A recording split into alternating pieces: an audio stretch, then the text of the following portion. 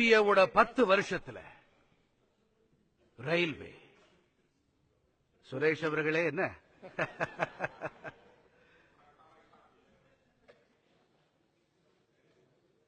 சராசரி வருடாந்திர செலவினம் ரயில்வேயோட மேம்பாட்டுக்காக 9291 கோடி ரூபாய், 9291 crore rupees.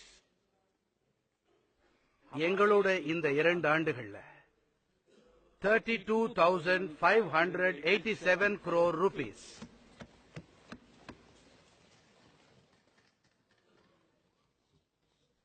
ஒவ்வொரு ஆண்டும் சராசரியா புதிய தடங்களை ஏற்படுத்தல்.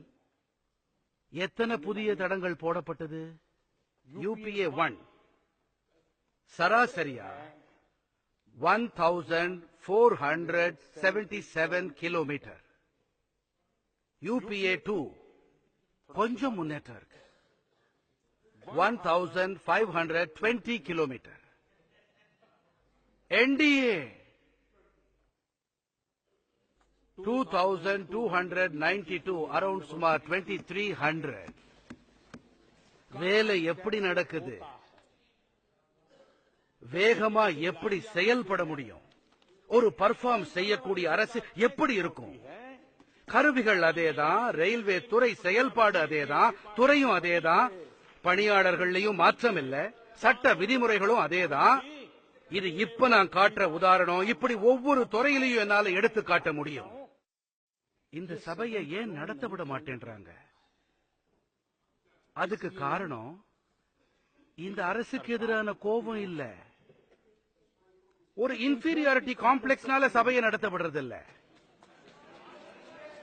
ஏன்னா எதிர்கட்சிகள்லயும்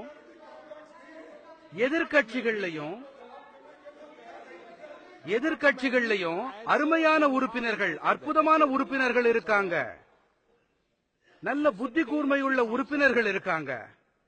அவங்க சொல்றத காது கொடுத்து கேட்கறது, அவங்க கருத்துக்கள், இதெல்லாம் மிகப்பெரிய சொத்து. ஆனா சபை நடந்துச்சுன்னா அவங்களுக்கு பேச வாய்ப்பு கிடைக்கும். அப்படி அவங்க பேசினா, உரையாற்றினா அவங்களோட புகழ் பாடப்படும்.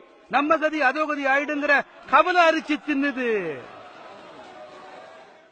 பட்ஜெட்ல ரொம்ப முக்கியமான விஷயத்தை நாங்க சொல்லி இருக்கிறோம். 2 கோடி ரூபாய் வரைக்கும் நாங்க எந்த கேள்வியும் கேட்க மாட்டோம், கொடுக்கறத நாங்க எடுத்துக்கிறோம். நம்பிக்கை உருவாகிற சூழலை நாங்க ஏற்படுத்துறோம். ஆக்கப்பூர்வமான புதிய ஆலோசனைகள் ஏதாவது இருந்தா சொல்லுங்க, அரசு அதை கண்டிப்பா ஏத்துக்கும். இந்த அரசு மேம்பாடு அடையணும். இது உங்க உதவி இல்லாம நடக்காது. எனக்கு கண்டிப்பா உங்க உதவி தேவைப்படுது. உங்க உதவி தேவை, உங்க ஒத்துழைப்பு தேவை, உங்க அனுபவங்களோட உதவி தேவை. நான் புதியவன், நீங்க தான் அனுபவசாலிங்க. வாங்க, தோளோடு தோள் சேர்ந்து நாம பயணிக்கலாம். நாட்டுக்காக நல்ல பணியாற்றி நம்ம பங்களிப்பை ஏற்படுத்தலாம். அரசுகள் வரும் போகும், மனிதர்கள் வருவாங்க போவாங்க, நமக்குள்ள விவாதங்கள் நடந்துகிட்டு தான் இருக்கும். ஆனா இந்த நாடு முதன்மையானது, நாடு நீடித்திருக்கும். நாட்டு நலனுக்காக நாம பணியாற்றலாம். இந்த எதிர்பார்ப்போட மறுபடி ஒருமுறை குடியரசுத் தலைவருக்கு பணிவான வணக்கங்களை சொல்லிக்கிட்டு நான் நன்றி தெரிவிச்சுக்கிறேன். நெஞ்சார்ந்த நன்றி. நான் இன்னொரு விஷயத்தை இன்னைக்கு சொல்ல விரும்புறேன். அவைய நடக்க விடுற விஷயத்துல இங்க நாம நாடாளுமன்றத்தில் இந்தியாவோட மாட்சிமை மற்றும் அதிகாரம் இருக்கு இல்லையா, சாவரன் அத்தாரிட்டி இருக்கு இல்லையா, இந்தியாவை நிர்வாகம் செய்யும் அதிகாரத்தோட வந்திருக்கோம். கண்டிப்பா இந்த மாட்சிமை கொண்ட அவையுடைய உறுப்பினர்களா இருக்கிற மாதிரியான பெரிய பொறுப்பு, அருமையான ஒரு வாய்ப்பு வேற எதுவுமே இருக்க முடியாது. ஏன் சொல்றேன்னா, நம்ம இந்த நாட்டோட பரந்த மக்கள் தொகையோட நலனுக்கான பொறுப்பு உடையது இந்த அவை. நாம அத்தனை பேருக்கும் எப்பவுமே இல்லைன்னாலும் வாழ்க்கையில எப்பவாவது ஒரு தடவை கடமை உணர்ச்சிங்கிற அனுபவம் கண்டிப்பா ஏற்பட்டிருக்கும். இங்க எந்த எதிர்காலத்தை ஏற்படுத்த நமக்கு இங்க வாய்ப்பளிக்கப்பட்டிருக்கோ அத நாம கண்டிப்பா இங்க அனுபவிச்சிருப்போம். நாம இதுக்கு தகுதி படைச்சவங்களா இல்லையாங்கிறது அது வேற விஷயம்.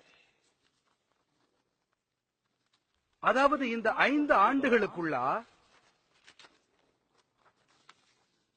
நாம நம்ம செயல்கள் வாயிலா வரலாற்றோட விளிம்புல நிக்கிறது மட்டுமில்லாம, சில காலகட்டங்கள்ல நாம வரலாறு படைக்கக்கூடிய செயல்கள்லையும் ஈடுபட்டிருக்கோம். இந்த விஷயம் உறுப்பினர்கள் கிட்ட இருக்கிற ஒரு உயர்வான எண்ணம். நம்ம முதல் பிரதம மந்திரி மதிப்பிற்குரிய பண்டித ஜவஹர்லால் நேரு அவங்க 1957 சொன்னாங்க, நாம யாரும் அப்ப இருக்கல, நாங்க யாரும் அப்ப இருக்கல. அந்த சமயத்திலையும் கூட இந்த கவலை எங்க கட்சிக்காரங்க யாரும் இருக்கல. அந்த சமயத்துல அவர் இந்த விஷயத்தை சொன்னாரு.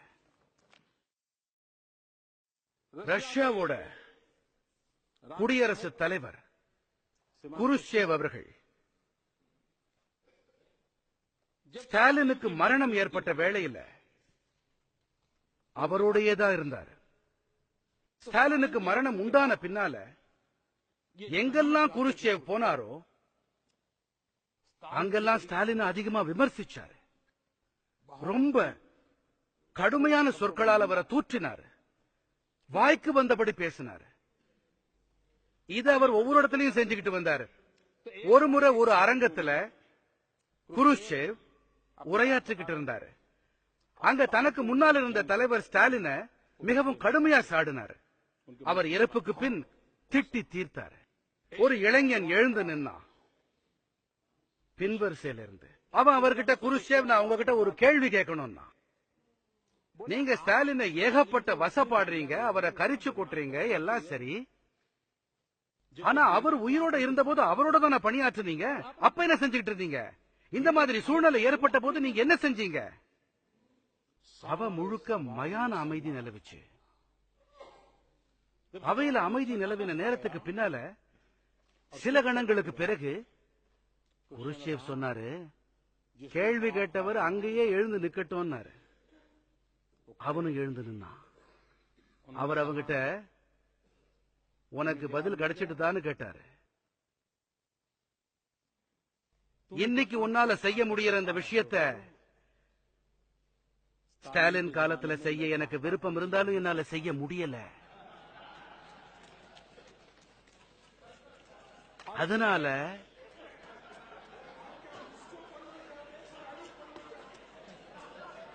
இத புரிஞ்சுக்க கண்டிப்பா நேரமாகும். ஆனா இதுக்கெல்லாம் எந்த பாதாமும் பயன்படாது. உங்களுக்கு ஒருவேளை கொஞ்சம் புரிஞ்சிருக்கலாம்னு நினைக்கிறேன். மத்தவங்களை பத்தி சொல்ல முடியாது. மன்ரேகா பத்தி பேசப்படுது. நான் இதோட பின்னணியை பத்தி கொஞ்சம் சொல்ல விரும்புறேன். இது 50 ஆண்டுகள் பழமை வாய்ந்தது. ஆனா அதுக்கு முன்னாலேயும் கூட அரசர்கள் ஆண்ட காலத்திலேயே கூட இப்படிப்பட்ட திட்டங்கள் புழக்கத்தில் இருந்துச்சு. பார்க்க போனா 1972 மகாராஷ்டிராவோட வேலை வாய்ப்பு உத்தரவாத திட்டம் 1972 வந்துச்சு. 1980 national rural employment program NREP, இது 1980 இதுவும் உருமாற்றம் அடைஞ்சது. 1983 rural landless employment guarantee program RLEGP, ஊரக பகுதி நிலம் இல்லாதோர் வேலை வாய்ப்பு உத்தரவாத திட்டம். இதெல்லாம் புதிய வடிவங்களா உருவெடுத்து வந்துச்சு. திட்டங்களோட மறுபிறப்பு ஏற்பட்டு வந்துச்சு. இதுக்கு பிறகு 1989 ஜவஹர் ரோஸ்கார் யோஜனா JRY, இது மன்ரேகாவுக்கு கடந்த பிறப்புல இருந்த பெயர். ஆனா பிறகு ஜவஹர்லால் அவர்களோட பெயர் நீக்கப்பட்டது ஆச்சரியமா இருக்கு. இத வேற யாரும் நீக்கல, நம்மள பழிச்சுக்கிட்டு இருக்கிற இவங்க தான் அதை நீக்குனாங்க. அதுக்கு பிறகு 1993 எம்ப்ளாய்மெண்ட் அஷூரன்ஸ் ஸ்கீம் EAS, வேலை வாய்ப்பு உத்தரவாத திட்டம், இது வந்துச்சு. அதுக்கு பிறகு வாஜ்பேயி அரசு அமைஞ்சது. அந்த சமயத்துல இந்த அத்தனை திட்டங்கள்ல இருக்கிற நல்லவைகள்லாம் ஒன்றிணைச்சு சம்பூர்ண கிராமீன் ரோஸ்கார் திட்டம் SGRY இது தொடங்கி வைக்கப்பட்டது. 2004ல மறுபடி இது புது அவதாரம் எடுத்தது. National food for work program, வேலைக்கான உணவு தேசிய திட்டம் வந்தது. இதுக்கு பிறகு இதுக்கு ஒரு புது பெயர் கொடுக்கப்பட்டது, அதுதான் மன்ரேகா. அப்படி பார்த்தா முதல்ல நரேகா, மறுபடி ஒரு புது ஞானம் பிறந்து அது மன்ரேகாவா மாறிச்சு. இப்படி ஏழைகள் நலனுக்காக ஏதோ ஒரு வடிவத்தில் திட்டங்கள் தொடர்ந்து செயல்படுத்தப்பட்டு வந்திருக்கு. ஒரு விஷயம் என்னவோ உண்மை, நீங்க உங்க நெஞ்ச நல்லா நிமிர்த்தி சொல்லலாம். மோடிஜி, தேர்தல்ல உரையாற்றுறதுங்கிறது வேற, ஏழ்மைய விரட்டுவோன்னு நீங்க சொல்றீங்க. ஆனா நீங்க யாருன்னு உங்களுக்கே தெரியல. நாங்க ஏழ்மையோட வேர்களை எந்த அளவுக்கு ஆழமா ஊன்ற செய்திருக்கிறோம்னா, மோடி உங்களுக்கு சீர்குலைவு ஏற்படலாம், ஆனா ஏழ்மைய வேற இருக்க முடியாது.